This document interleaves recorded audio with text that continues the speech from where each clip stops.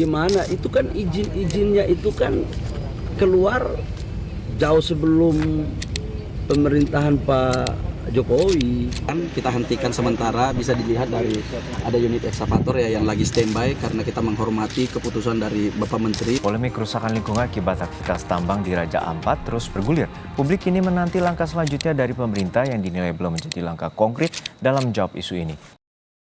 Raja Ampat, sebuah kepulauan di ujung timur Indonesia, berada di Provinsi Papua Barat Daya, terdiri dari 4 pulau besar, Waigeo, Batanta, Salawati, dan Misol. Di sekitarnya, ratusan pulau kecil tersebar, seolah dilemparkan oleh tangan raksasa ke lautan Pasifik. Luasnya sekitar 46.000 km persegi. Tidak besar dibandingkan Amazon, bahkan tidak sebanding dengan Borneo. Tapi di dalam batas itu, tersimpan kekayaan laut yang disebut sebagai pusat biodiversitas dunia.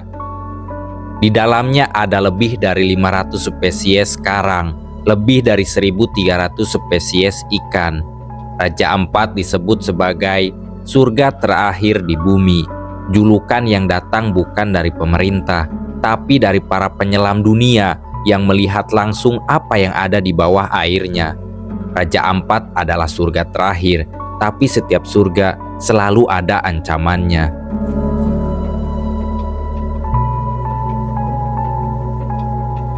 Pagi hari di Raja Ampat, burung cendrawasih menari di atas dahan pohon. Bulu ekornya memanjang, berkilau di bawah cahaya matahari. Suara mereka seperti musik yang mengiringi kehidupan.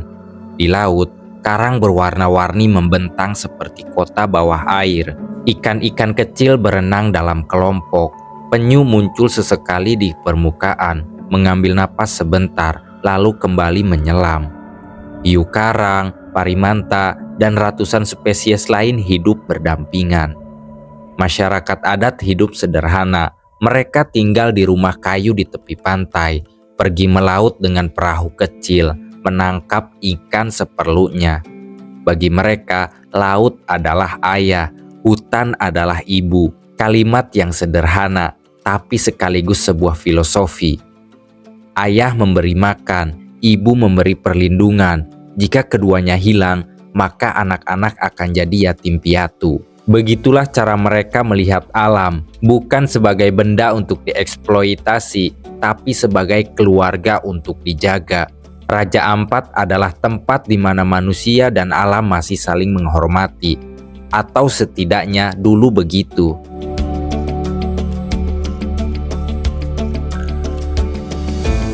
Di balik keindahan itu, ada kerakusan manusia, ada luka yang tidak langsung terlihat, tapi terasa perlahan. Tambang masuk ke Raja Ampat, hutan dibuka, tanah digali, bukit-bukit hijau berubah menjadi tanah merah terbuka. Ketika hujan turun, lumpur mengalir ke laut, air yang dulu jernih menjadi keruh, terumbu karang tertutup lapisan sedimen. Ikan-ikan yang bergantung pada karang pun hilang. Nelayan mulai merasakan perubahannya. Dulu, dari atas perahu, mereka bisa melihat ikan bergerak di bawah permukaan. Sekarang, air laut seperti teh, keruh, dan hasil tangkapan semakin sedikit. Di darat, hutan yang dulu lebat mulai terpotong-potong. Burung kehilangan tempat tinggal. Masyarakat kehilangan sumber kayu dan tumbuhan obat. Luka itu masih kecil dibandingkan Amazon atau Borneo, tapi luka kecil jika dibiarkan bisa menjadi penyakit besar. Tambang tidak datang sendiri, tambang datang dari izin, dan izin datang dari pemerintah. Beberapa tahun terakhir, ada 4 nama perusahaan yang sudah dicabut izinnya. Anugrah Surya Pratama, Nurham, Mulia Raimon Perkasa, dan KW Sejahtera Mining. Alasannya, izin mereka tumpang tindih dengan kawasan konservasi dan menimbulkan kerusakan lingkungan. Keputusan ini disambut sebagai langkah maju, tapi pertanyaan tetap ada. Kenapa izin itu sempat keluar? Kenapa perusahaan bisa beroperasi di kawasan yang seharusnya dilindungi? Di antara izin-izin yang dicabut, ada satu yang tetap bertahan. Namanya PT Gag Nikel. Mereka tidak dicabut karena izin mereka lama, dokumen mereka lengkap, dan wilayah operasi berada di luar kawasan geopark. Secara hukum, mereka aman, tapi secara lingkungan, dampaknya tetap terasa. Hutan tetap ditebang, tanah tetap digali, dan laut tetap menanggung akibatnya. Pemerintah mengatakan izin-izin itu sebagian besar keluar sebelum era sekarang. Tapi bagi masyarakat, siapapun yang berkuasa tidak mengubah kenyataan. Yang mereka lihat tetap sama, hutan hilang, laut keruh, ikan berkurang, izin bisa dicabut, tapi kerusakan tidak bisa dicabut. Di tengah semua itu, masyarakat adat berusaha bertahan. Mereka masih percaya bahwa laut dan hutan adalah keluarga. Mereka masih punya aturan adat. Ada waktu di mana ikan tidak boleh ditangkap, ada hutan yang tidak boleh dibuka. Itulah cara mereka menjaga keseimbangan. Tapi aturan adat sering kalah oleh izin resmi pemerintah. Perusahaan datang dengan dokumen. Dokumen itu lebih kuat daripada adat. Bagi masyarakat, tambang memberi sedikit pekerjaan. Tapi setelah itu, yang tersisa hanya lubang, laut yang keruh, hutan yang hilang. Generasi muda mulai bingung, apakah mereka harus ikut adat atau ikut arus tambang. Seorang nelayan berkata, "Dulu kami bisa hidup hanya dari laut. Sekarang kami harus mencari pekerjaan lain karena laut tidak lagi cukup." Kalimat ini mungkin sederhana, tapi menyimpan kesedihan yang dalam. Kerusakan di Raja Ampat bukan hanya soal hari ini. Karang yang mati butuh ratusan tahun untuk kembali. Hutan tropis tidak bisa tumbuh lagi dalam satu generasi. Ketika laut rusak, bukan hanya ikan yang hilang, budaya pun ikut hilang. Sebab budaya mereka lahir dari laut dan hutan. Raja Ampat bukan sendirian. Amazon di Amerika Selatan yang luasnya 5,5 juta kilometer persegi disebut paru-paru dunia. Tapi kini hampir 20% sudah hilang karena kebakaran dan pembukaan lahan. Borneo atau Kalimantan dulu salah satu hutan tropis terbesar di dunia. Luasnya 743.000 kilometer persegi.